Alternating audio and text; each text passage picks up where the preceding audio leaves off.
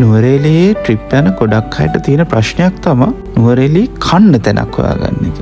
විශේෂයෙන් අඩුවට ටිකක් හොඳට පිළිවෙලට කන්න තැනක් හොයාගන්න එක හරිම අමාරු දෙයක් නුවරඑළිය ගියාම. මොකද නුවරඑළියේ ගොඩක් කෑම කඩ අඩුයි. ඒ නිසාම හරි අමාරුයි හොඳ කෑම කඩයක් හොයාගන්න. ඉතින් අද අපි පෙන්නන්නේ අපි සාමාන්‍යයෙන් නුවරඑළිය ගියාම නොවරදවම කෑම ගන්න යන කෑම කඩේ.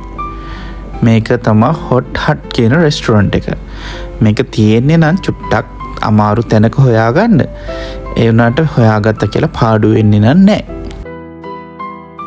නුවරඑළිය ටවුන් එකට යනකොට ඔයාලට සාමාන්‍යයෙන් හම්බ වෙනවා පාර දෙකට බෙදිලා යන තැන. එතනින් පල්ලෙහා පාරෙන් ගියාම මුලින්ම හම්බ වෙනවා කෝවිලක්. අන්න ඒ කෝවිලත් එක්කම වගේ ඇතුළට තමයි මේ ස්ථානය තියෙන්නේ. ඒ කියන්නේ හරියටම ගත්තොත් නුවරඑළිය ටවුන් එක පටන් ගන්නකොටම වගේ. මෙතන අපිට රයිස් ඇන්ඩ් කරි වගේම බිරියානි ෆ්‍රයිඩ් රයිස් වගේ දේවල් ඇනමුම් කරලා ගන්න පුළුවන්.